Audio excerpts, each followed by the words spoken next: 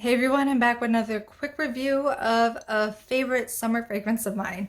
This is from Dior and it's called Escale A Portofino. And I think this is one of their more underrated fragrances, at least nowadays. It may have been popular at some point when this was released back in the 2000s, but it's not one that is being promoted a lot from the brand, and currently there haven't been a lot of reviews on this. So this was made by François Damasty, and it is a fragrance that I think would appeal to those who like the classic cologne type of fragrances. So I'm talking about fragrance houses like Acqua di Parma. I actually think that François Damasty made the Colonia Intensa from that house. So I think there's some commonalities between the two. I'm also thinking about older houses like Santa Maria Novella, if you're familiar with that brand. But it's interesting because I think this is very reminiscent of quite a few, more famous Italian citrusy type of perfumes.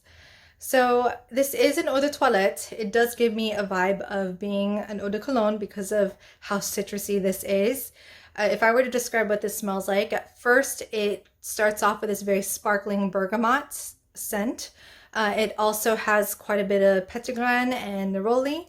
I believe orange blossom is listed as one of the notes here, but I think of it more as a neroli type of scent because of how citrusy and green it is to me.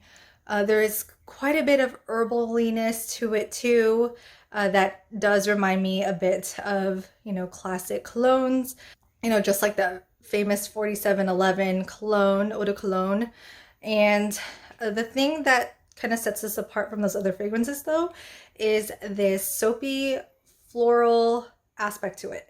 That is something that's not the most prominent part of this fragrance, but the soapiness I think is something that might appeal to a lot of those who prefer, fragrances that tend to be targeted towards women. So I think some of the floral notes that I get from this happen to be just, hints of white florals. Not too much. I don't really get much of an indolic type of feel from this. There's also a very interesting bitter almond note to this. I think that adds a bit of this sweetness to it. It also, I think along with the soapiness, kind of creates this foamy and kind of creamy texture to this that kind of reminds me of when you're standing on the beach and you see the water, the waves kind of go onto the shore and then it recedes and it has that bubbly type of texture. That's what I get from this sometimes. So to me, this is quite beachy without being coconutty at all. It's definitely summery. It's one that I wear when I'm wearing something casual like I am today, like a white t-shirt and jeans. But I also think because of how classy this is a great one to wear if you're wearing like a linen summer dress with a sun hat. So like I said, I think this would appeal to those who want something fresh. In terms of who would not like this, I think if you don't like light fragrances, especially neroli, you might not enjoy this. Also, if you are someone who only gravitates towards these beast mode, long wearing fragrances, you might be really disappointed with this. So I tend to have fragrances last on me for a very long time. Most of my perfumes, I don't have to respritz on myself. I don't know if it's because, of the weather here or how I moisturize my skin, but yeah, most of the time, longevity is not an issue with me.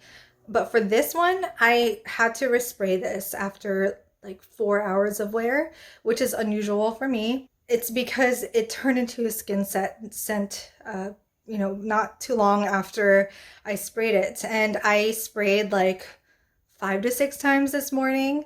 And again, that's unheard of for me because I tend to stick to just 2 to 3 sprays at the most.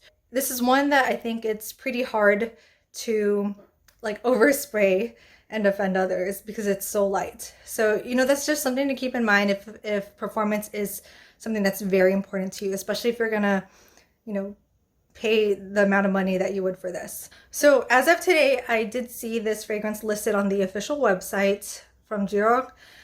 I don't know how long they're gonna keep producing this. I don't want this to be like a fear-mongering type of video where you have to get this right now. They're still, selling it on the website, and you could still find this on discounter websites, which is where I got mine. But something that I do want to point out is that this came out with 3 other fragrances in the mid-2000s. I believe the 3 other ones are no longer in production, or at least they're no longer available for purchase on the website.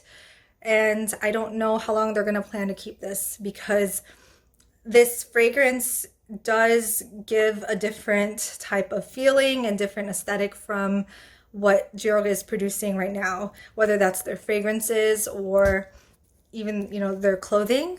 I've been vocal before about how I feel about the direction that the brand has taken overall ever since Maria Grazia Chiodi had taken over as creative fashion director. And I think a lot of her influence is bleeding into their perfumes and also their cosmetics. I don't really have an interest in their cosmetics anymore, just because I feel like the quality has not been as great and their color stories have been kind of meh to me. I know they're promoting a lot from the La Collection Privée line and a lot of their flankers as well. A lot of their newer fragrances just smell very generic to me. There's just nothing special. And I know that Dior has been more of a mainstream type of brand over the years. They haven't really been a house that stepped outside of boundaries, at least not too many times throughout their fashion history. But at least, when this came out and some of their earlier La Collection Privée fragrances, I felt like the fragrances were just a lot more polished and they stand out more. So I just have been really unimpressed with what they're doing right now. I know I'm in the minority with that opinion, because the brand has been so popular now. It's been, promoted a lot more than even some of the other designer houses that had done well or done better before. But yeah, it's just not for me. But anyways, that's a whole other topic for another video that you're probably not interested in hearing. Real quick, I did want to focus a little bit on the packaging. So I know Luca Turin had said that he thought that this bottle is trashy despite liking the perfume itself. I would have to disagree. I really like it. I like the canage design all over the glass. It's also on the cap, and it's, reminiscent of the Lady Dior bag and a lot of their other leather bags. I like it. It's honestly one of my favorite bottles in my collection. So yeah, that's the bottom here.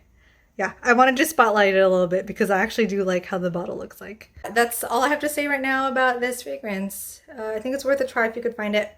And let me know if you try this fragrance and what you think about it if you have. So I'll see you next time. I hope you take care.